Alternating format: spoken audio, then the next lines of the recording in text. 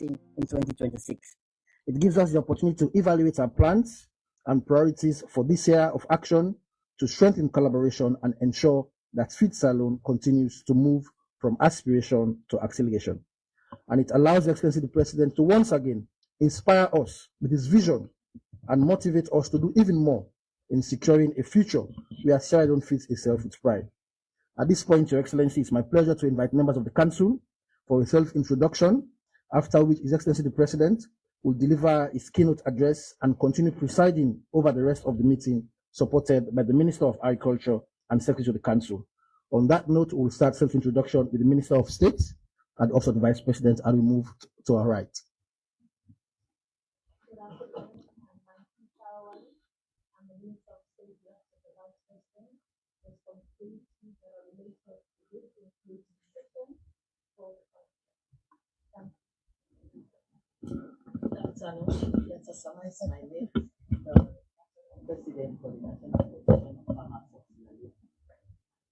Good afternoon, Julius Lavely, President, Women in Agriculture Network, founder and CEO of Manyande Women's Development Organization. Good afternoon, I'm Dennis Jusu, CEO for Jamje Agricultural Company. Good afternoon, Dr. Robert Chakanda, Executive Director for the Sierra Leone Sea Certification Agency. Good afternoon, Professor Roland Suluku, Dean, School of Agriculture and Food Sciences, Java University. Good afternoon, I'm ICT Commander, Deputy Director General, SLARI. I'm Alfred Dixon, Chair of the SLARI Council and also a Director at IIT and Country Rep in Sierra Leone. Good afternoon, I'm Vafi Sharif, Director of Feed Salone, Presidential Delivery Unit. Good afternoon. My name is Umaru Mohamed Sanko. I'm a technical staff from the Ministry of Agriculture in the Directorate of Planning, M&E and Statistics. Good afternoon, everyone. My name is Dr. Edmond Augustine Kanu. I am the Chief Minister's Chief Technical Advisor. We'll proceed on the side, starting with Chief from the Ministry. Good afternoon, I'm Abdullah Jallo. I'm the Chief Agriculture Officer at the Ministry of Agriculture and Food Security. Good afternoon, I'm Joseph Tolley, the Deputy Chief Agriculture Officer, Ministry of Agriculture. Good afternoon, my name is Alpha Kanu. I am the Presidential Spokesman and Advisor to His Excellency President, rice farmer from Portland. Good afternoon, my name is Dr. Patrick Kormawa.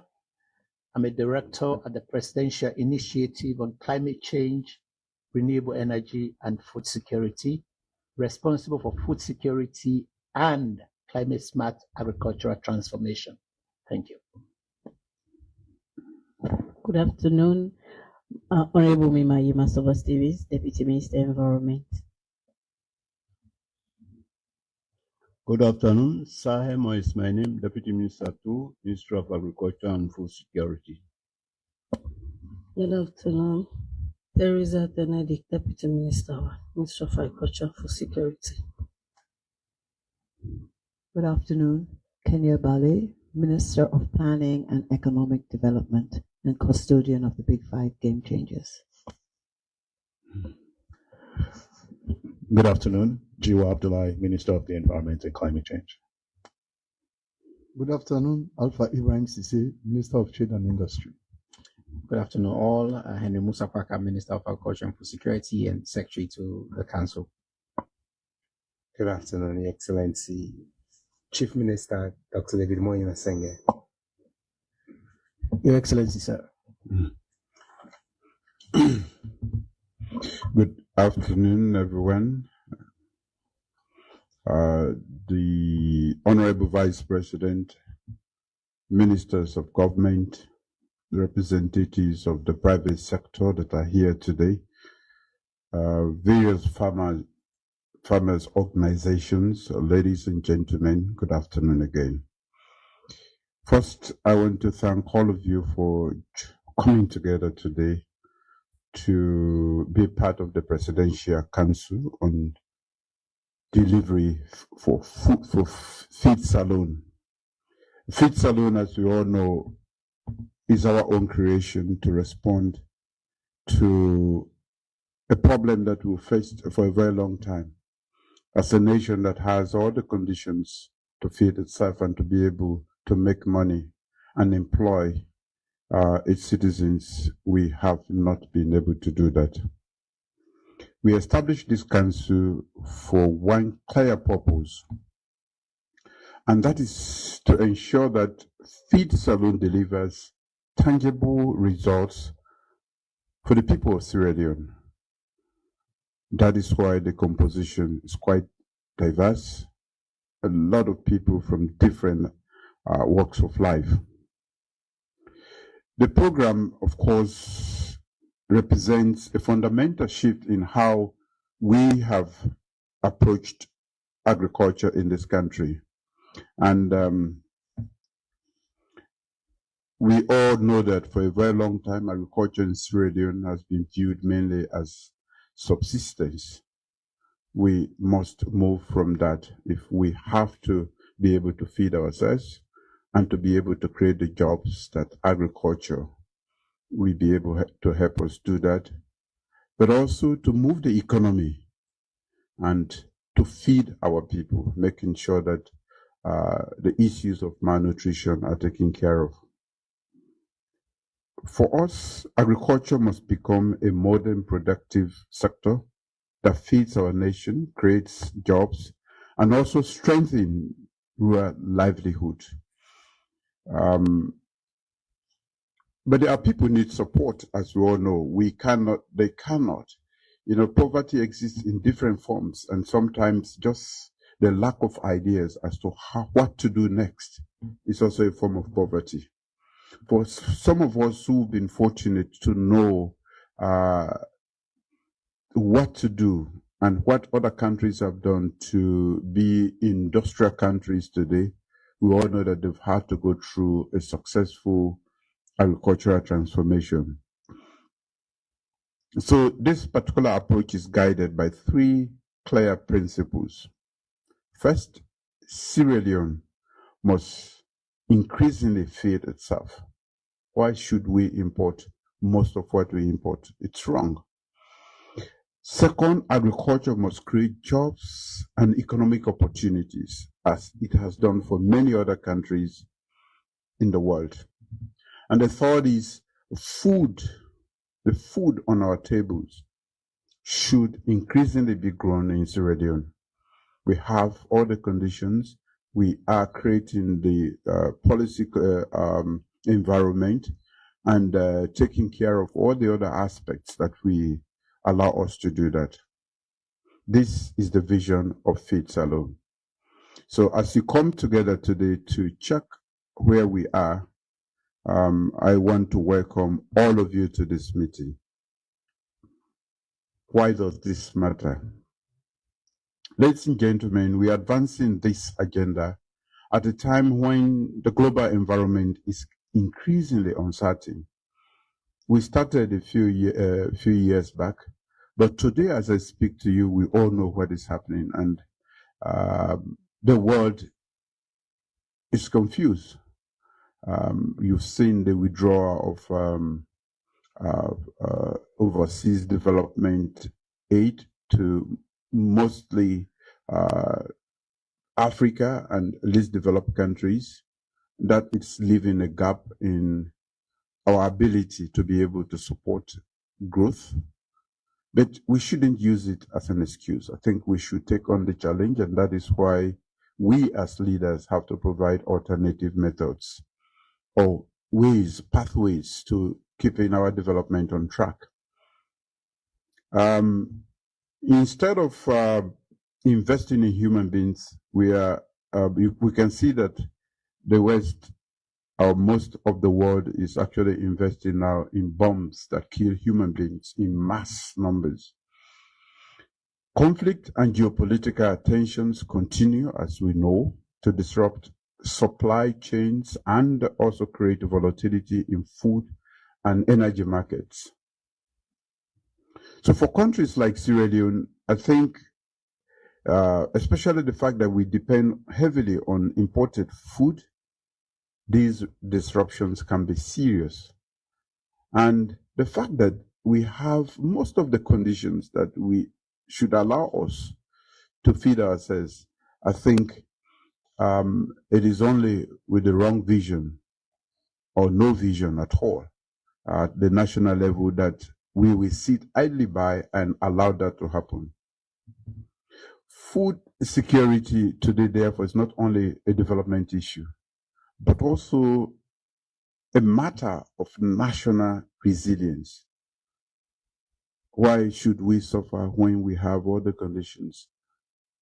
We have to rise up to that occasion. And that is the challenge I've thrown to all of us seated here and many more out of this hall.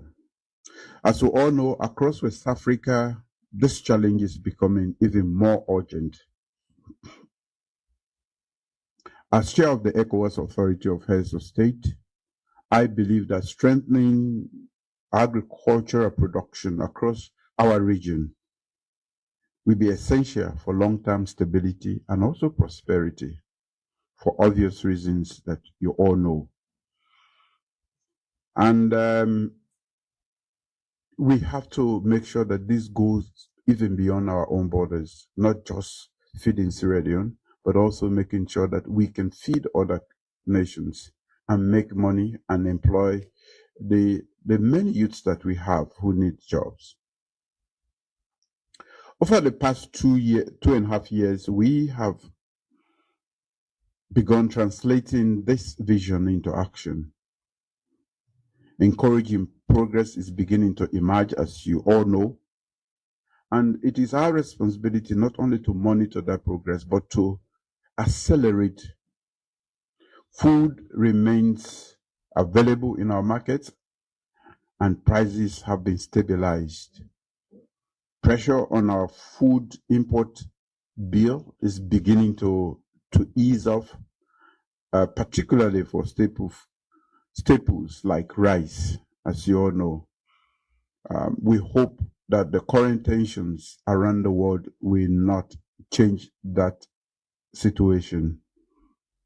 Agricultural exports, including cocoa, are contributing more strongly to foreign exchange, although cocoa is beginning to, the price of cocoa is beginning to well, it has come down, not beginning. We are concerned about that, but we hope that the same, through resilience, we'll be able to go through this and come back to better days for us cocoa farmers. Are there cocoa farmers in here? Not cocoa sellers.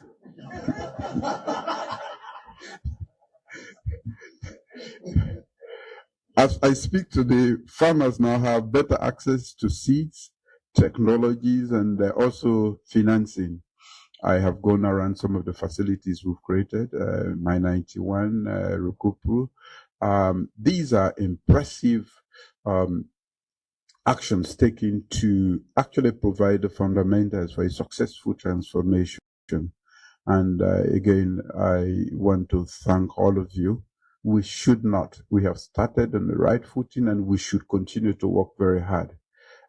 Slightly, I was very impressed with what they have started to do.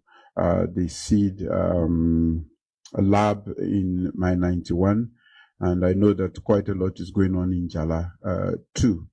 So we may be slow, but this has not been happening, and we've given it that forward momentum. So we should just continue. Private sector participation is also expanding with growing investment in poultry production and interest in large-scale rice and agribusiness development is also notable. This juncture, I don't have a lot of women here, but I want to say thank you to the women of this country. Not that the men are not responding, but the women are responding more to this. And I'm really impressed. So I don't like women for nothing. I like them for the fact that they respond to national cause. When you go around, young women, ones that are still in school are even involved in some form of agriculture. And of course, I was in Mayamba the other time. I saw Julius and others doing quite a lot. And that is what we need to do. You know, the message about food production falls flat if we only talk and we don't practice it. Because we have always portrayed a farmer as this haggard-looking old man with torn, trousers and what with a cutlass or a machete. But I'm beginning to see young people, and that's why I am never ashamed to go to the bush myself and be involved in all of this. We have to lead by example. Let them see us, the so-called elites, if we are elites, lead this process, and the others will follow without hesitation or stigma. And we have to change that.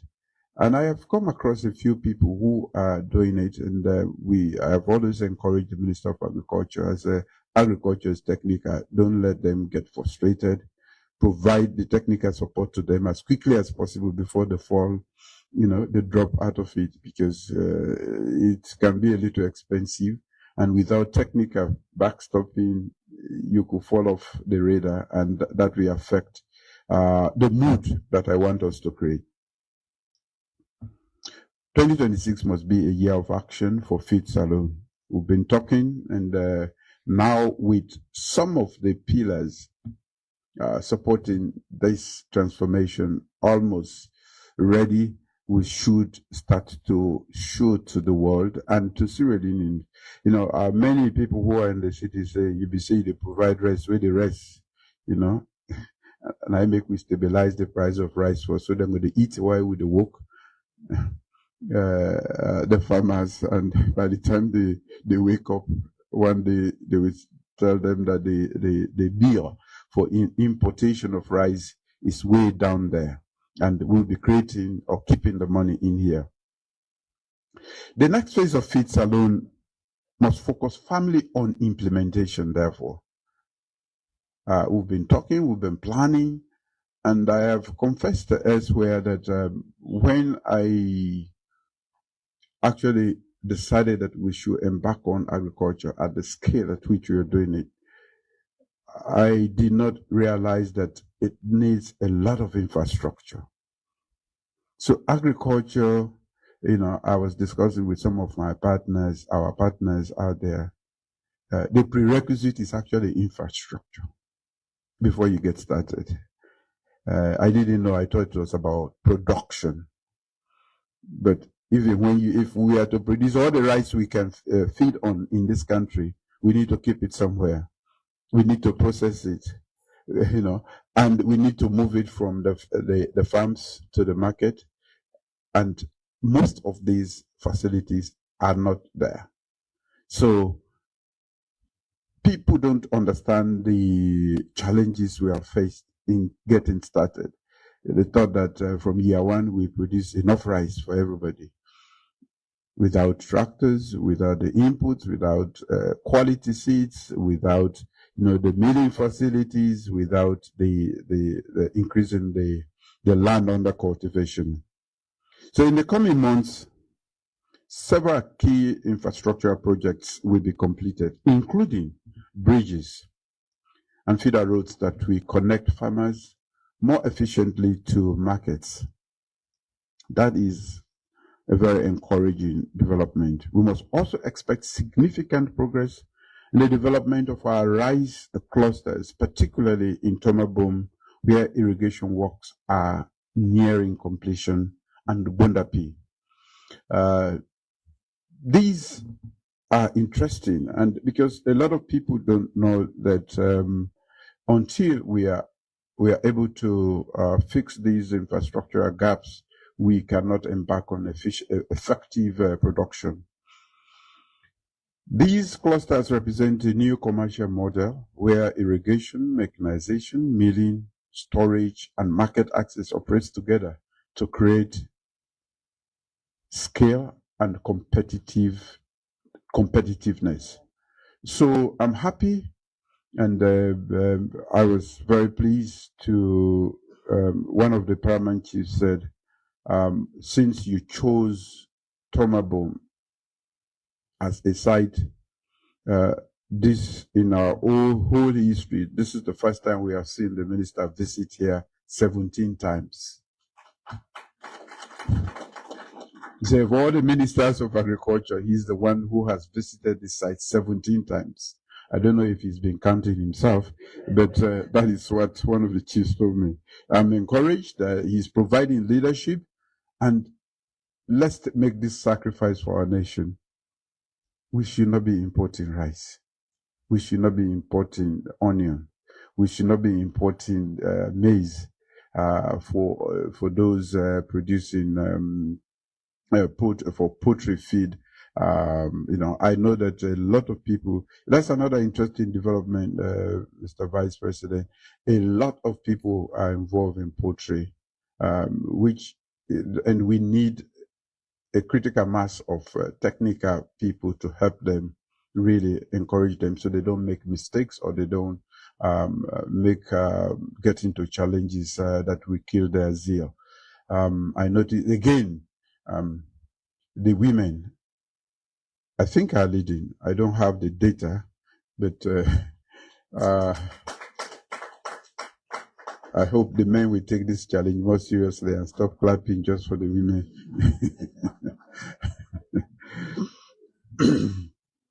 The government must continue to provide the public goods and the enabling investment atmosphere so that they grow. Infrastructure, sound policies, efficient allocation of resources remain essential. The little that we have, we try to share, but attend to competing needs. A lot is needed at the beginning, mechanization. Most times we invest, and I know around rice harvest, that is when we start to run helter-skelter for harvesters. We don't have them. A lot of people want to do maize on a bigger scale, but then they need planters are also harvesters. So those are the things that I think we'll have to look at, especially for the groups that we had created, the machine rings that we had created. That was a disappointment. The machine rings, they've not been, I think it was not properly conceived, and it has not produced in a lot of areas the desired results. These tractors, I know, can take over 20 years if you maintain them, but they are not doing up to 5 years here because of how we care for them. That is something that we can't keep buying tractors every year. They are quite expensive, but again, we can't take on the challenge successfully to produce enough without mechanization. So it is incumbent upon us to find a way to fix this and we maintain them so that they can do the work that we have to do. For a farmer, every farmer should have a tractor. That's the truth. It's our Mercedes-Benz, in the farm. It does quite a lot. Not only, to help plow and to move even things in the farm. We should be able to use them. I can see then they put the music cassette inside the trailer, then they move them from one village to another for good dance. I'm not saying they should not dance, but we can use the tractors for better things. So we will continue to engage our private sector partners through investment promotion and targeted investment. I know a few people who need support in this, sector. A few private sector partners have done quite well with the little they have, and they've demonstrated that they can do well. So we need now, as government, to link them up with friendly capital that is sensitive to the needs of agriculture, as I've always said, and especially I think I'll be talking about the Agricultural Development Bank. One that we support agriculture. You can't give me money today and 2 months later you come when I have not my seeds have not even germinated. If I'm a cocoa farmer and then you want me to start paying on that loan, it doesn't work like that. So an agricultural development bank, we understand the need of the sector and make sure that we don't only provide but also expand agricultural insurance that we help reduce risk, because it can be a risky thing. If the rain, decides not to come this year, we have the Minister of Climate Change. Maybe they have the technology to help us make sure it rains all the time. That is the technology we don't do. We are producing ones that kill us and not the technology that we... But the last time I remember that technology was used in the UAE, it rained until they had nowhere to stand. Even the airports were all... yes, they actually, how do they call it, cloud seeding? They shoot something in the air and the rain that was coming was pouring. And they did not have the infrastructure to cope with the drainages. From that time now, they themselves, they pray because they are very close to the Kaaba. They pray rather than use technology. I also want to say that what we produce should increasingly be processed locally because it provides jobs and marketed locally. We have to do that, and of course, we still have room to feed, so we should consume that. But we should make sure that along that value chain, Sierra Leoneans are championing the different stages. We need to make sure we do that. Policy reforms are also producing results, and that are encouraging. In poultry, we are seeing strong investment interest and expansion in production. And the similar momentum is emerging in rice sector with Jamjé and others, really craving to do more with the limited resources that they have. And we will continue to look at, I think we are beginning to get our heads around providing financial support or linking them up. Work is also advancing towards the establishment of a cocoa community board, commodity board. We started, and we are getting support from Ghana, who are willing to share their experience. That is meant to strengthen governance in that sector and to improve foreign exchange retention. Although I was told that, in fact, for cocoa, we are actually repatriating a huge sum of it. That is data that came to me that surprised me, actually. So, ladies and gentlemen, agriculture cannot go on without data, technology, and innovation. That is the only way we are going to produce at scale. That is the only way we are going to be competitive and make the farmers to also realize we are living in a global village, and therefore we must be competitive. If you are producing rice still at 1 or 2.5 metric tons per hectare, then you cannot compete with those producing at 6-7 tons per hectare elsewhere. They can still ship their rice, and they are better in terms of pricing. So we have to use the technology and data, and that is where Slurry comes in to help us. We are going to, we have challenged them, and they are coming up with new varieties, and we hope that we'll be able to rise on that scale. Research institutions, especially Slurry, must continue delivering improved seeds, varieties, and also innovations that increase productivity and resilience. Resilience is very important. With climate change, we have to have seeds that can withstand the changing weather conditions. We must also ensure that these technologies reach the farmers. We shouldn't keep them here as secrets and that means we have to find a way to make them available and affordable to our farmers. So I want to say thank you for the soil mapping which has been done. Digital platforms and annual production surveys will help us also to plan more effectively and measure the impact of our policies. I know we have a soil survey national data now. So how do we make this available? I still see people just scraping the land and without doing a check of what is needed in the soil there or lacking in the soil there. They just plow and put the thing. Then you see it coming up with yellow leaves, not producing anything at all.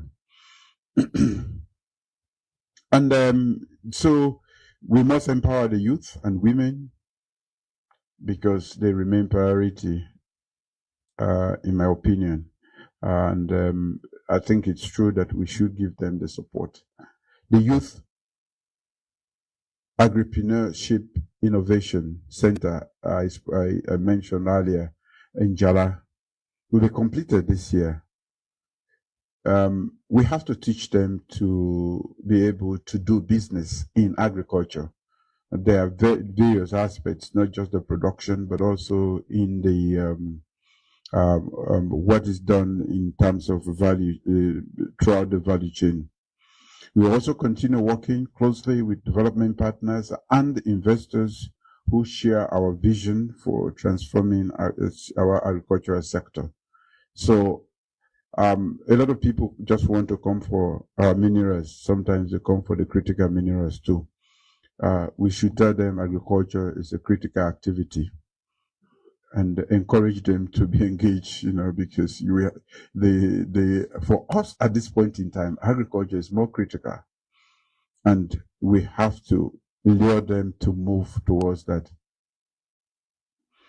So to ensure that Feed Salone delivers measurable results, this council must track the progress against clear priorities over the next 2 years. And this is why we are meeting today. And I want us to sharpen our skills to be able to do that. Our focus should be to increase national rice production significantly now that we have some of the building blocks in place, the pillars I spoke about. Reduce 3 billion of food import bill, as I mentioned earlier. Expand irrigated farmlands across priority agricultural zones that we have identified already. Strengthen farmer cooperatives nationwide. That is working for a lot of around the world, but I see the lack of it here. We are renowned for not working together. In agriculture, working together is very, very important and can help us. So the other thing is we have to mobilize greater private sector investment in agriculture and agro-processing, because we want to be able to process it here and get the employment and the value addition. We have to increase local processing of rice, cocoa, cassava, poultry, and fisheries products. We also have to create large-scale employment opportunities for young people and young women in agribusiness. Expand aquaculture and fisheries production. A few people are also latching on to this, and we should support them. They can lose a whole batch if it is not well done, and I don't want to see young people, getting discouraged because they lose their whole fish stock as a result of problems. And that goes even for poultry. So again, the technologies and everything that we do, including seeds and modern farming technologies, must be available. We must strengthen agricultural production, data, and monitoring system. That is important for us. I don't know how well agriculture, the Ministry of Agriculture, is equipped to do that. These priorities will guide the work of this council and ensure that Feed Salone remains focused on delivery and results. We should make sure this works. This is a governing council for the success of the agricultural transformation that we have embarked on. So I expect every ministry and institution represented here today, including agriculture, finance, trade, fisheries, and fishery represented. Somebody else could have come. And our research institutions such as Larry to align their work fully with the implementation of Feed Salone. The targets we have outlined today are not aspirational. They are national priorities that require coordinated action and measurable results. So I want to encourage us to pay attention. Let us move forward with urgency, remove obstacles where obstacles present themselves or where some people put it. We don't only remove the obstacles, we remove those who put them.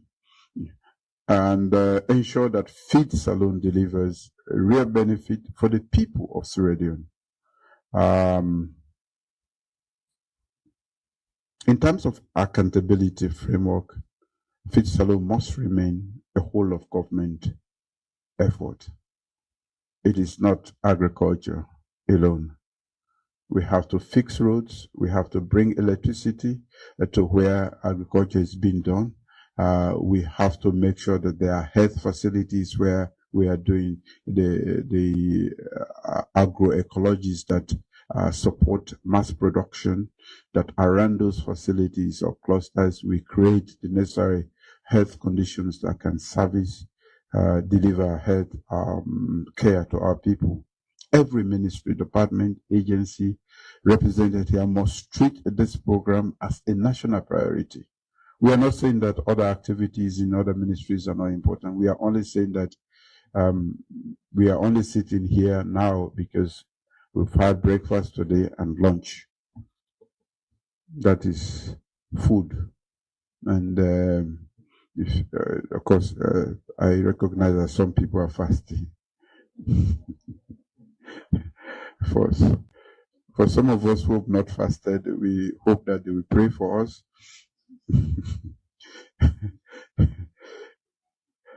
So our responsibility is not only to plan, our responsibility is to deliver. This council will continue reviewing the progress regularly to ensure that Feed Salone produces tangible benefits for farmers and for this country. Feed Salone is about building a Sierra Leone that can increasingly feed itself, create jobs for its people, and strengthen rural livelihood. More food grown by Sierra Leonean farmers must reach Sierra Leonean markets and households. So we have been talking quite a lot. This is 2026. I want to remind us that it's the year of delivery, and we have to accelerate that delivery for agricultural transformation, because the future of Sierra Leone must be built not on what we import, but what we can grow, produce, build with our own hands. And we seated here have been selected meticulously to provide a governing structure that we make sure that we realize all of these benefits. With that, I thank you, and want to say thank you to all of us who pay special attention. This is about changing the narrative. This is about changing the future. And this is about actually sustainable development that we deliver this nation. Thank you.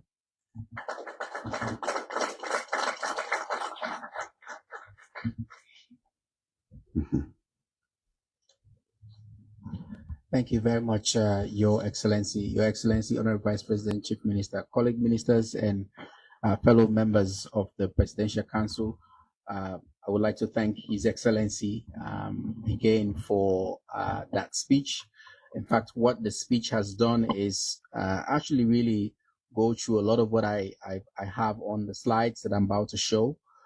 So I'll go through this quickly because what I would want to propose with His Excellency's permission really is to look at 2026 critically, what we can do to accelerate this, but also look at it also in the context of what's going on.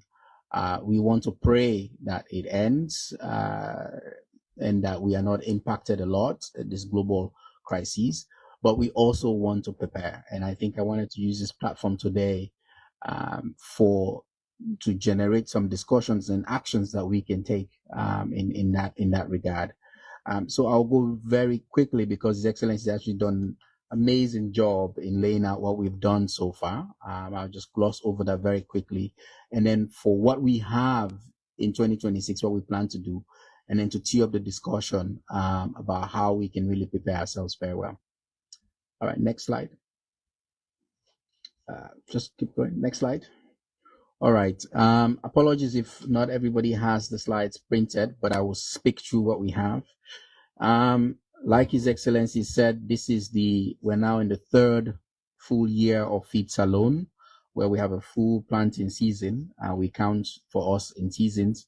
And we've done quite a lot, and His Excellency has highlighted those very well. What I want to do is I picked out a few by the way, we've also produced a second year report that we produced in October that has captured in detail what we've done in the second year. Some of those numbers are now updated because we finished the season. We've conducted our annual survey of yield and production, and that sort of helps to fill that gap as well. But I've highlighted a number of just key areas that we care about when it comes to some of it that we care about when it comes to how we measure success in Feed Salone. Food availability and affordability is one key area. And for us, when you talk to the Ministry of Finance, they will tell you inflation has gone down, and what's driving that is the price of food that is going down. And we don't have a food shortage. And a lot of that is, yes, imported rice price has been going down, but the local rice is also tracking that very well. In fact, we just finished some analysis and we can see in Cambia, local rice price and imported rice price are exactly the same. In Freetown, there's a big gap, less so in Bo, a little bit more in Makeni as well. But you can see that actually that gap is closing, which is very interesting for me as a lesson for how the market or the actors here are responding to what's going on. And so on that front, big gains, year on year, reduction in inflation and food availability and the price going down. WFP measures food insecurity and severe food insecurity, which actually closely tracks the availability of this food. They have food insecurity, severe food security. Food insecurity looks at, okay, do you have enough money to buy, and all these other things. But the severe one really looks at, is it there? And that number dropped from this is actually 2024, from 28% to 13% in 2025. We didn't do that; they did that. So there are real numbers that we're seeing. And if you go across around as well, you can see that people have rice. I know lots of people who've harvested rice that is just there. They're milling them bag by bag. We want them to mill all of it and push it out. But in these communities right now, as we speak, this food is available. We have reduced importation of our import bill for rice, for onions, for eggs. We got the final numbers for the year. When we did our report, it was October, but for the year from BSL, we just got those in and if I can just pull that out. Let me just show folks. For 2025, we ended up importing $160.3 million in rice. It was about 159.8, so slight less than 100,000 bump, but that's even in the face where we had this policy that encouraged a lot of importation of rice, but still, because we held at 5%, but still not a big dip in that regard. From eggs, we had 2.1 million that dropped. We had 3.7 million that dropped to 2.1 million importation. Onions from 2.7 million that dropped to 11.6 million in importation. So these are the numbers that we're tracking. These are the things that we want to see. That's the direction we're headed. And so on those fronts, we're seeing good progress. Cocoa, we did amazing last year. Obviously, that's tapering off now because the price has fallen from 11,000 to now it's 3,300 or so, even the last time I checked, metric tons. But we exported about $107.8 million in cocoa. And surprisingly for me, the number for coffee, which was surprising, was 11 million. I didn't know we were doing that much in terms of export for coffee. So, but these are numbers from BSL that we got. I talked about making sure that the food that we're producing is ending up in households. The BFP, which is the biggest feeder that we had as school feeding institution, dropped drastically from 90% of imported rice to about 60% last year because of our direct intervention. We use SLPMC. Right now, as we speak, we have 9,000 bags of rice in a grain reserve in Cambia as we speak. It's there, and we're glad we actually have it as a reserve, and we want to build on it in the face of what's happening. We have increased productivity. We also increased yield.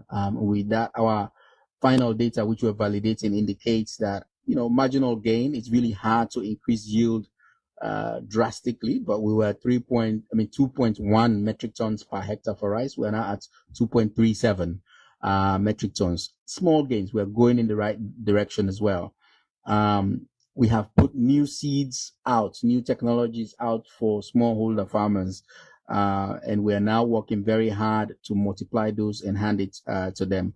We extended credits close to $225 million, both BSL, the World Bank, and the EU money, and the new EU money that we made available to private sector that can get as high as 1 million, or you can get as low as 50,000.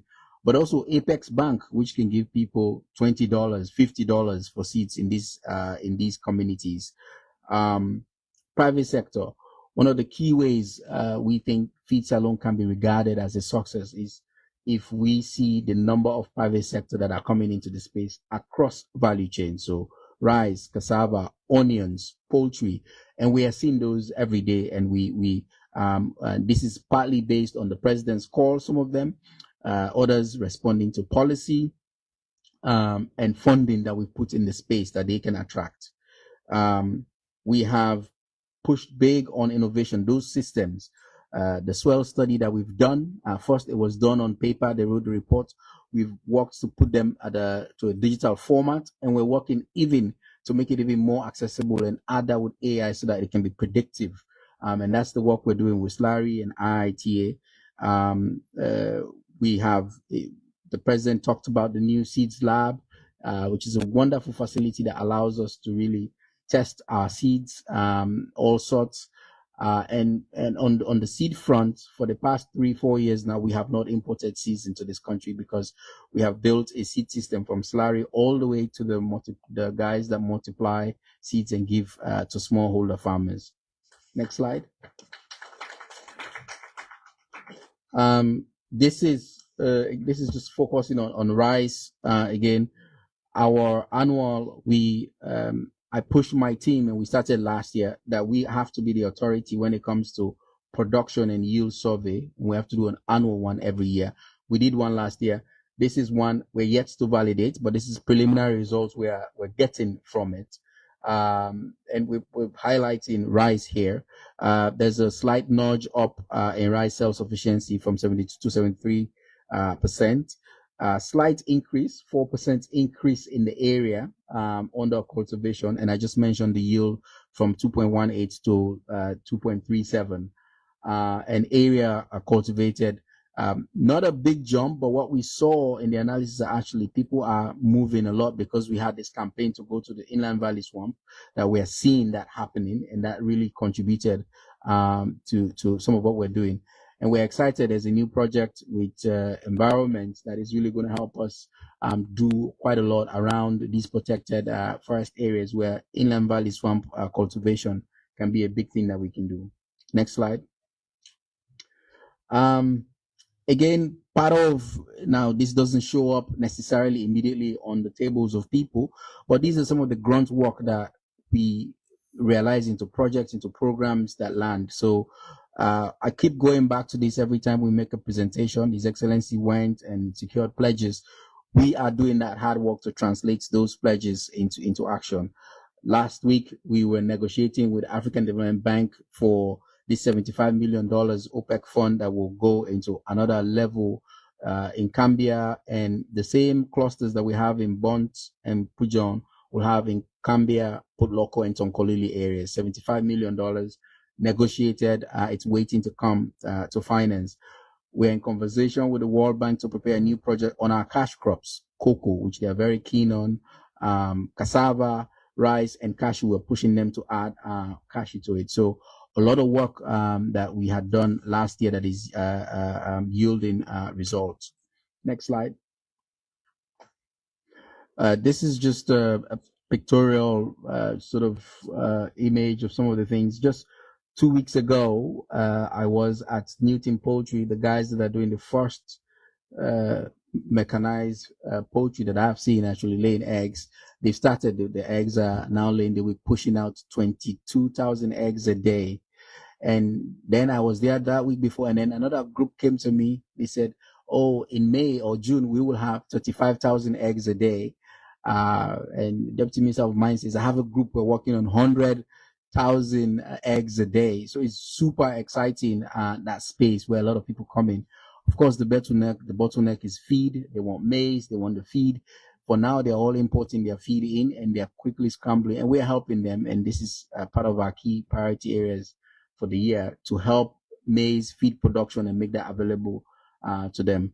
But with mechanization, these are all private sector actors that I'm showing images of them doing work. Young people bringing tractors in because we set up a credit facility. In Tomabom, big rice farmers doing real highly technical stuff, bringing all their machines that you need to do large scale rice production there. The first ever commercial grade poultry feed done. Tivami, a young lady in Pujon and Bo districts, her rice is in supermarkets across, moving it. Vegetables, young lady, women in Jala, in Senel, have that are pushing. So we feel very good about where we are, Your Excellency, and we hear the caution that we want to support these people, the technical advice, and make sure we don't discourage them, and we're doing just that. Next slide. So again, I just mentioned these two over there. This is in Tomabom. Like I said, large scale rice production happening, mechanized fully. These guys are using drones. They measure their cost savings using drones versus sprayers, measure their yields. They got about 3.8 to 4 metric tons per hectare. They had a problem with pesticide, not pesticides, herbicides. The weeds there are so much that they didn't anticipate that, and what they had didn't work. So they were anticipating 5, 6, but they got about 3 point something. This year they measured. But they were, when I was in Tomabom earlier in February, they were well gone in their plowing, and they are, when you see it, they're serious. They have these machines that sort of comb the soil to make it really ready for the rice to receive the rice seeds in there. I'll show images. That's happening there. And they jump from 600 to 2,000 that are doing this year just by themselves. And they're bringing their rice mill, and they're going to process rice that they produce this year and put to the market. Our conversation with them is we want the rice to come from there to Freetown so people can see it. I just talked about the poultry, really amazing space. They did it all by themselves. They've applied to get the credit facility that we put up in BSL, and they like that we have the import duty. They are one of the biggest importers of eggs themselves, these guys. So they really want to mimic the PC and some model where they import in, but then they are stepping in now to replace some of that. So we're very happy about that. Next slide. So we talked about onions that is available and cheaper. Talked about those rice in there that's in Cambia. It's still in good shape. We sent Standards Bureau to go check. It's still there. That is in storage. That is forming part of our grain reserve system that we're building. Of course, His Excellency commissioned those 2 bridges. Where we will do more, the other 2 this year as well, on the infrastructure front as well. Next slide. So this is a very, very high level of just to give you a taste of what we had done up till now, and His Excellency did a better job at even highlighting some of these things. And we have our reports for 2025. We want to focus on 2026 and really build on these gains. And as I urge my team, as much as possible, make them irreversible. Because we should do as best as we can to make sure some of these things that we're doing, whether we are here or not, we're going to be here, but that the next time we are going to be here, but we continue building on that. So 2026, it's a year of action, as His Excellency had declared, and our drive is really in that direction as well. This is that image there is in Tomabom. This is how these guys, this was 5 weeks ago when I was there, they started their plowing already, and across the field, that's how it looks like. It's beautiful. Those are birds flying, eating the bugs that when the land is being plowed. Next slide. So what do we want to land in 2026? Infrastructure, we will continue to build on that. His Excellency mentioned that it is a prerequisite and is number 1 for us. These rice clusters that we're doing, we will land and complete those.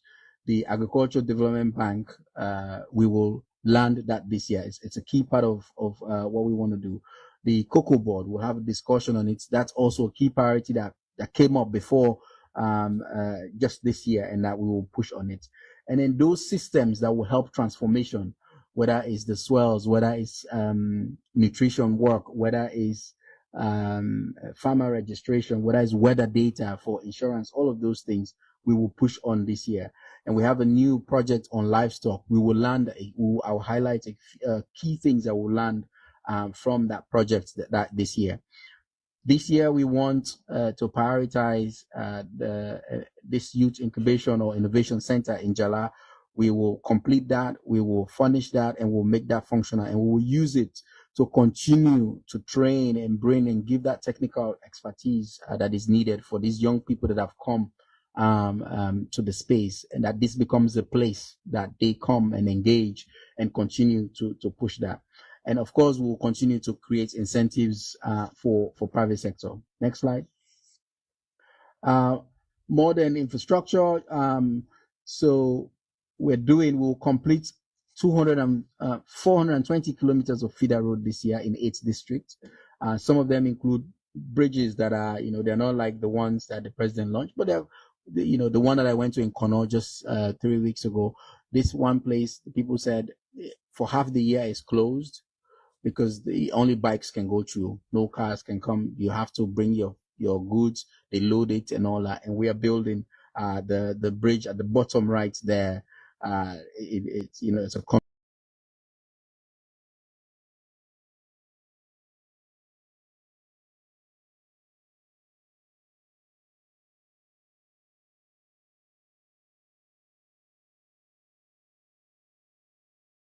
a cut off, but there's a lot of agriculture work going. So we have this all to land those. So in addition to feeder roads, we also have things we're calling farm tracks. These are smaller roads that are leading to some of these clusters that we have that we'll invest in as well. Next slide. I talked about the rice clusters, which is the top picture on the screen. These clusters have, and where they are located, in the one in Bondapi is actually just outside the markets in Bondapi. And we actually think, because the markets in Bondapi is makeshift, they have these wood things, and it's periodic, they come and go, but it's less than half a kilometer from this. And we want to make it such that we can encourage people to use this space. But this has storage facility that can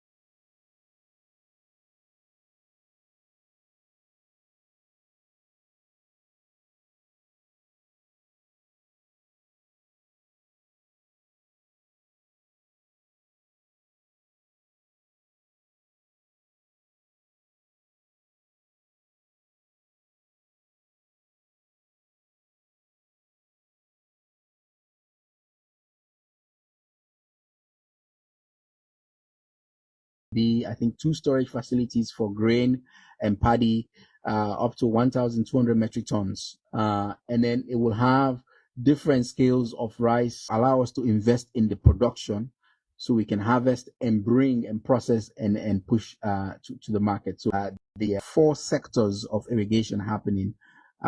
This was my last visit. They've done quite a bit now. This is about 6 weeks ago. There's some improvement. It's slow, but on 1,000 hectare, I'm hoping this year, and we'll put pressure on the contract so that we can get 1,000 hectare done, so that by the time dry season comes next year, we can say we're not only doing rain-fed, but we are also using irrigated rice production on 1,000 hectares of those in Tomaboom. Next slide. This is the Jala Youth Innovation Center that I just mentioned. It's an exciting place. It's just outside the Jala campus. Has beautiful facilities for training, 2 beautiful classrooms. Bottom right there is one of the classroom conference centers. It's got fish ponds, it's got poultry, it's got processing, it's got small ruminant space. They can do IVS training. There's even for women sort of a daycare space if you have a child, and so that they can participate in all of that. This is nearly ready. We are now doing landscaping and bringing in basically the fish, the poultry, and all of that. And this is a space that we feel really excited about. And I think the model we want is for young private person to feel like they're a CEO that can make this be a business that they can run. They can transform it. It's not going to be something that we say, oh, we give to the university or some Ministry of Agriculture director. We want a young person that says, I am a CEO in agriculture, I can run this, or there are power businesses that we can run in that space. We will put that up and see if we can get young people that are dedicated in this space to manage. Next slide. Access to finance. This is a big priority for us this year, and Your Excellency, we've done quite a lot of work already. At the beginning of the year, we met Ministry of Finance, BSL, and myself, and we have a draft policy that we will bring to cabinet that will pave the way for establishing the Agricultural Development Bank. We've been a long conversation with BSL to allow for the legislation and regulation to make this happen, and we've pretty much cleared the way, line by line, going through what it is that we'll do with finance, with BSL. We've also requested now OPEC fund, who will provide the seed money to come for a mission, and they've planned that we've requested the 50 million to seed this bank, and work is progressing on this, and we'll continue to do our best. We'll bring the cabinet paper here. From then on is designing the actual product to make the bank work. We looked at the previous investment bank that was passed in cabinet here, and the differences, and all of that. Ministry of Finance provided guidance and helped us really shape what this could look like. So this is something we believe if we keep pressing as we're doing, we can land this year working with our partner OPEC Fund to prioritize this, which we've already written a letter, and they are here. They'll be here for a mission very soon to make that happen.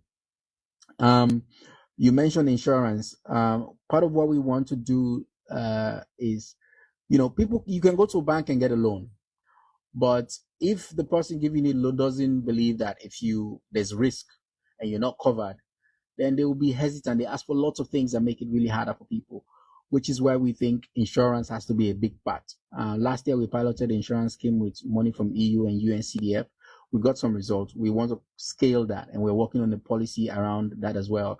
And we believe this is really something that government can put some money in for farmers that are just tippy-toeing into the space, but love it and have tried it and want to go get some loan from a bank. That will give a bank comfort. If I go take a loan and I have insurance and I know if there's flooding or drought, I can get some premium and allow me to pay, the bank will give us that money. So it's a big part of what we also want to add to not just the bank, but also have insurance to go with it, to make it, to give that system, that loop, to sort of close it in a way. Next slide. We talked about the Cocoa Commodity Board. This came earlier this year when I co-presented with Ministry of Trade what we can do with our cocoa. And Your Excellency, myself, we were quite surprised when we dug deep into the numbers around repatriation, and it hovers around 60%, 70% or so, which there was a 30% requirement. So that surprised us, but we still found, and we've done quite a lot of work now. I've gone and engaged cooperatives in all the three areas, Kenema, Kaila, Kono, worked with the chief minister to meet with the exporters, worked with the regulators. We've done quite a lot of work, and we have some models that we propose to maybe bring this to the economic management meeting, how to move this forward. Of course, the cocoa market is not in a great place now. So that's the backdrop of this happening. But we've done quite a lot of work. We've learned a number of things. We still think it's a smart and sensible policy for us. It's how we go about implementing it that we have to. So we will come back with the Minister of Trade, with the Chief Minister to the maybe economic management with a model that will have implications for finance and how this actually happens going forward. But it's a priority that we will take on this year as well. Next slide. So the other thing we're doing, as we're doing all these other things, we will continue to build these systems because some of them are intangible, but they are so crucial to making sure we continue to sustain those gains that we're making. And in that regard, Slurry is a big partner when it comes to seeds, when it comes to pushing those varieties that you released. They were released. We're now doing in Jala quickly using irrigation to multiply them. The first level, multiply them again in the rains, so that we can give some out to farmers. So we have two. In Jala, there's irrigation for about 7 hectares that the Chinese left with us, and we're using it to multiply those varieties. And 7 hectares can give you a lot of rice for seed production, and then we multiply again in the rains, and we can do that. So that's a key work we're doing with Slurry, IIT, and others. Nutrition is a big work that we're pushing as well. The nutrition people, I am one of them. This is true. They said we should change it from feed and nourish Salone. And it's true, we should, because it's not just calories. Stunting and micronutrient deficiencies, these are all things that if we focus on what we produce, how we produce, and how we prepare our food can be a big part of it. So that's a priority. We're working with Slurry. They're doing a study to understand what is the composition of our food system, what are the diets and nutrients that we are missing, and if we have to have an intervention, what kind of things can we push? Because we know if we require, 40 grams of protein per adult, but we found out that we're only eating 15 or 8, same for other micronutrients, what can we do as a production system to be able to support that. So that study we're looking forward to very much to come to allow us to be informed about what we push on that front. We're extension work, we're working closely, those new varieties that are coming out, farmer field schools, the technology parks that are being built, we're bringing farmer, we've expanded. There was one in the road to Makini, we brought one there's one in Kenema and the one just before, after Jala. I don't know, Your Excellency, if you've seen on the road, the Slurry has this fertilizer trial sites that they have across that we're really using to understand our swells and to provide advice in situ in those areas. So those are systemic things that we're going to move, working with the weather folks. We're also collecting weather data and giving it out to farmers in text messages, informing them about when to expect rainfall, all of that. These are things that help the system as well. Next slide. So yeah, I think I've talked a lot about these. Yes, we in this cabinet, Your Excellency, you instructed that we have to enhance coordination and to be able to track better outside of MAF, to have the Agricultural Transformation Agency. We have since moved on that. We're working with the AG's office now to set up that regulation that will allow for the agency to call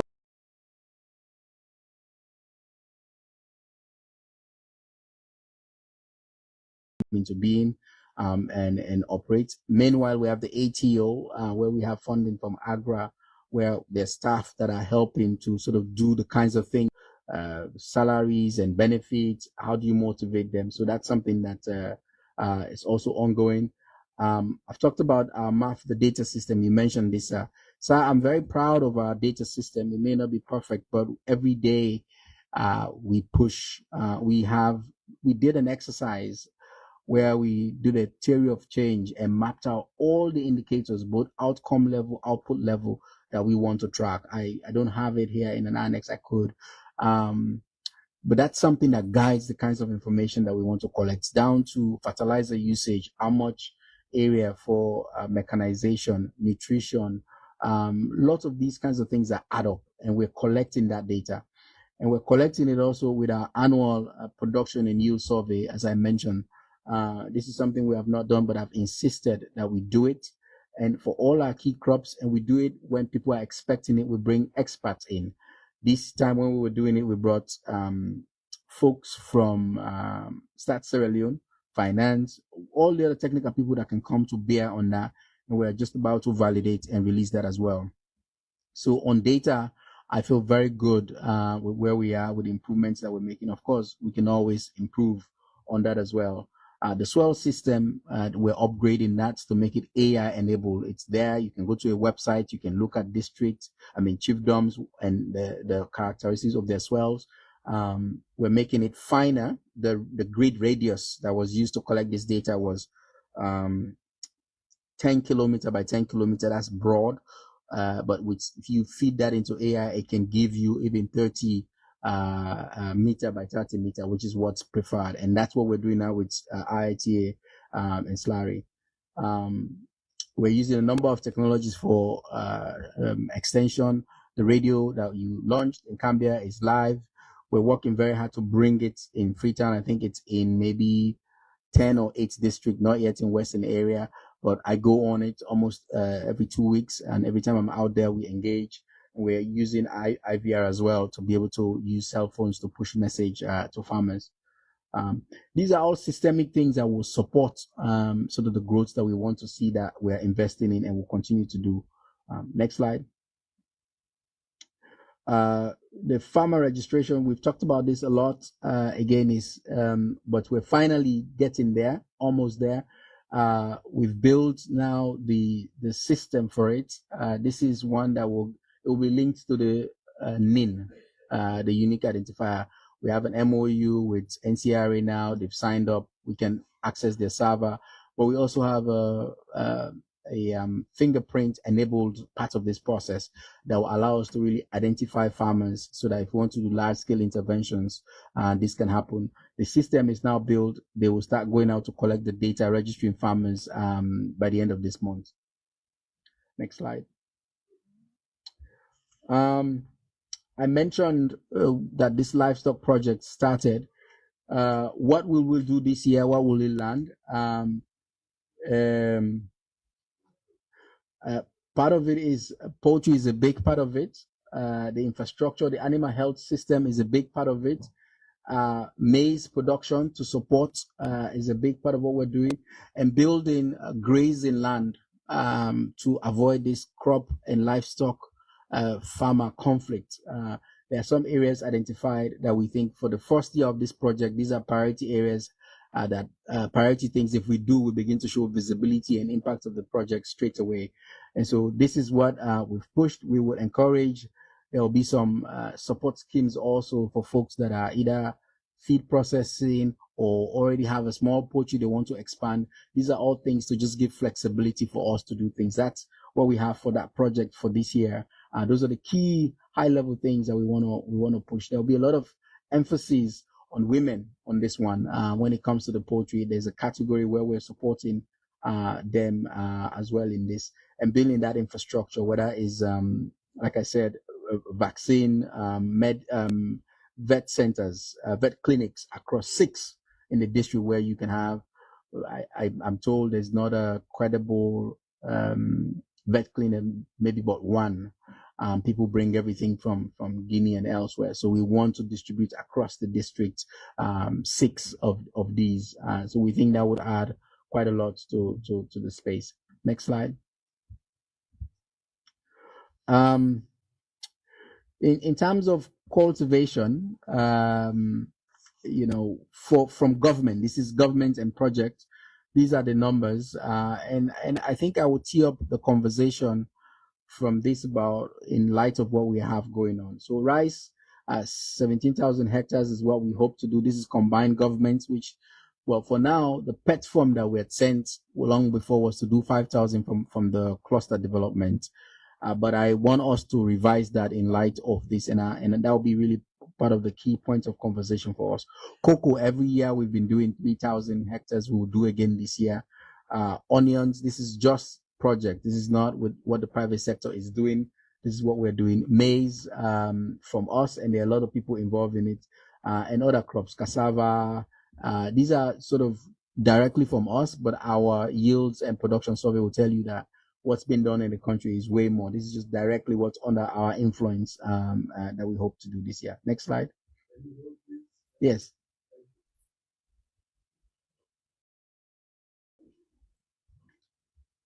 We can make the slides available.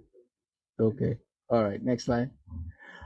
This is small. What we've done, and maybe I'll begin to tee up the discussion. So before this conflict, we had started working on this for a while.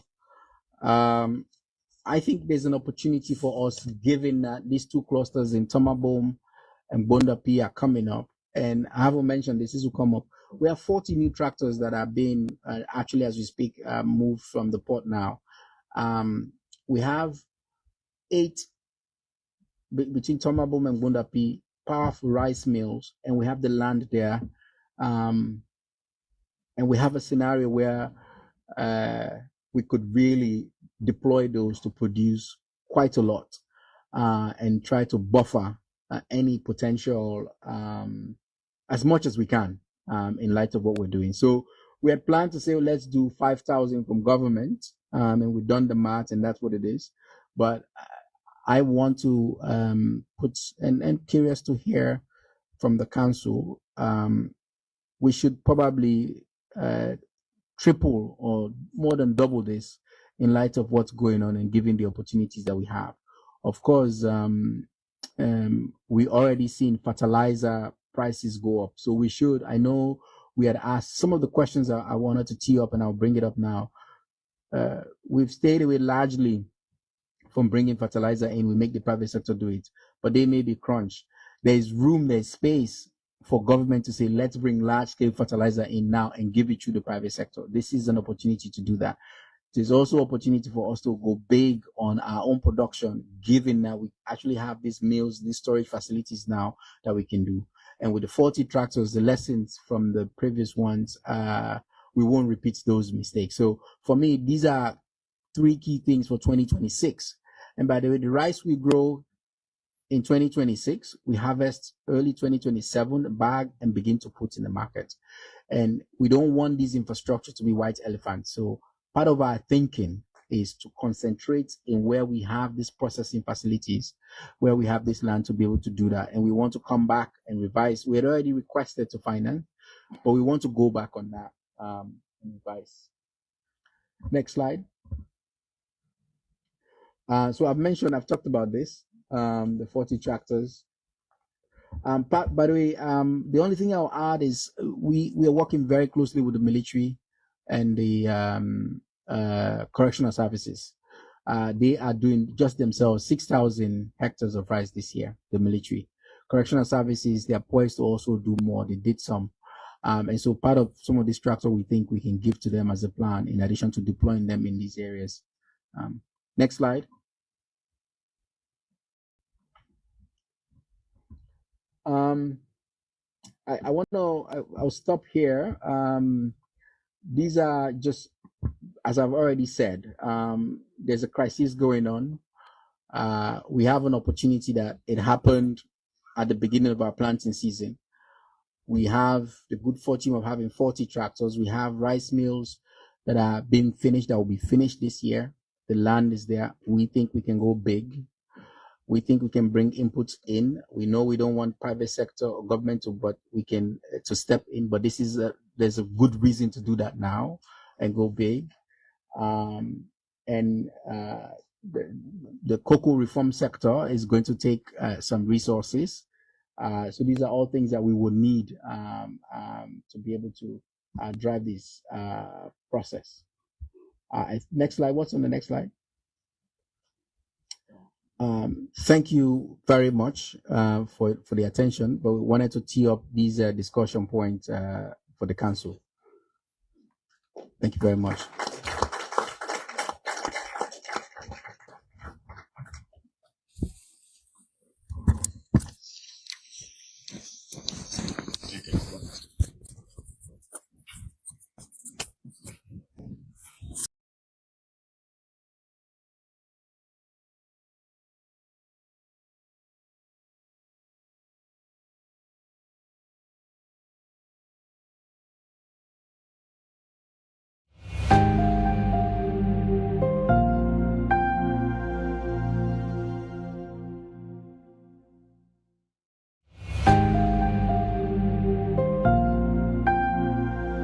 𝐇𝐀𝐏𝐏𝐄𝐍𝐈𝐍𝐆